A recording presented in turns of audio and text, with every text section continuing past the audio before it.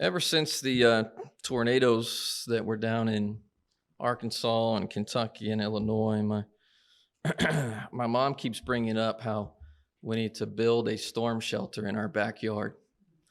If you've seen our backyard, that would pretty much take up our backyard. Um, but she's concerned because we don't have a basement that we might not have somewhere to flee in the case of a storm. And I'll admit, my wife is also a little nuts when it comes to storms. That was probably not a nice word to use. I'm going to be in trouble for that later. I'm just going to go ahead and apologize now. I'm sorry. I'll sleep on the couch tonight. Um, but in all seriousness, we used to live in Rushville, Indiana. It looks like Rushville to you, but we pronounce it Rushville. I learned when we lived up there. And back when the Palm Sunday tornadoes took place years ago, it took out the entire town. So we lived in a town that was kind of paranoid about tornadoes because we'd been through, many of the people who lived there had been through a tornado. A few years ago, when there was a tornado coming through, we left our house, which didn't have a basement, and went to a neighbor's house from the church, and they had a basement. And the tornado hit about 3 doors down from us. And so we saw, it was just a little one, but we still saw in a little one the power that a tornado has and why you take it seriously. I say all of that to say this. Do you ever wonder why some people, when they are warned of a tornado or they're warned that a hurricane is coming, why they don't leave? Do you ever think about that? I mean, it happens all the time.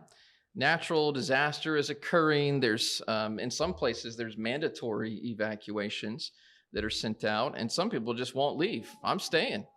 I'm not going anywhere. They hold on hope that the hurricane is not going to be as bad as the experts warn, or maybe the tornado sirens are about some other area, somewhere different than where they're living. Whatever they're thinking, sometimes they're wrong. And we see that on the news. We see people getting rescued in boats after a hurricane, and we see people having to chop holes in roofs because they've gone up in the roof to try to flee from the flood that's on the bottom floors of their house. Sometimes we see people losing their lives because they chose not to leave. They chose not to evacuate, even though they know that the storm is coming. After the disaster is over, a lot of times when those people are interviewed, should they have the opportunity to be interviewed, a lot of times they'll tell you, and they'll tell the news reporter, well, we really shouldn't have stayed. We should have left. We should have evacuated. And when you're watching the news, you're nodding your head. Yeah, you should have evacuated. Why didn't you do it? It's kind of foolish when you know something serious like that is happening that could cost you your life, that you wouldn't leave. If so, and if you think that way, if you think like I do, if we're connecting here a little bit, then I'd like for you to think about something that 1 John chapter 2 and verse 17 says. 1 John 2 chapter 17 tells us something about this world. It says, the world is passing away, and the lust of it, but he who does the will of God abides forever. What we see here is a forecast from the world's foremost expert, someone who's never wrong, God, who's very clearly saying, not guessing, but assuring us that one day this world is going to pass away.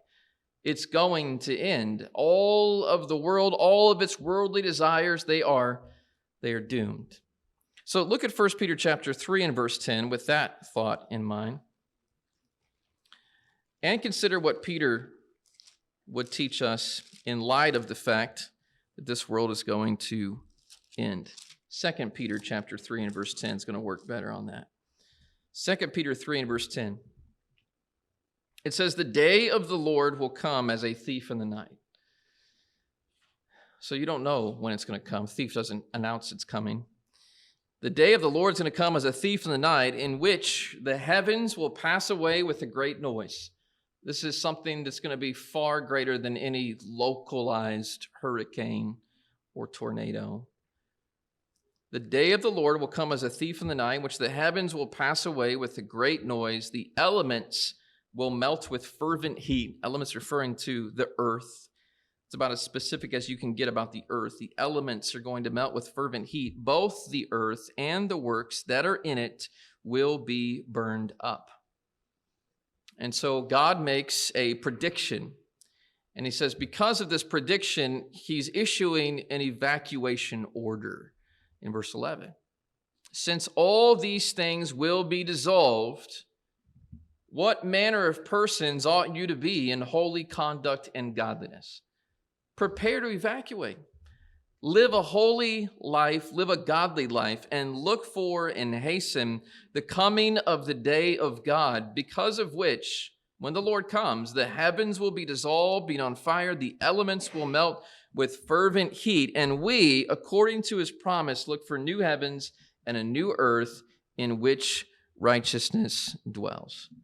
The world, according to these passages, is facing a disaster unlike anything that it's ever seen before. It will be the end. It could happen at any moment, and God has, in a way, sent out this order that we need to prepare for it. One way we prepare for it, take a look at 1 Peter chapter 2 and verse 11, is because those lusts are going to be burned up. It says in verse 11, and beloved, I beg you as sojourners and pilgrims. You're only a pilgrim here. We're only pilgrims here.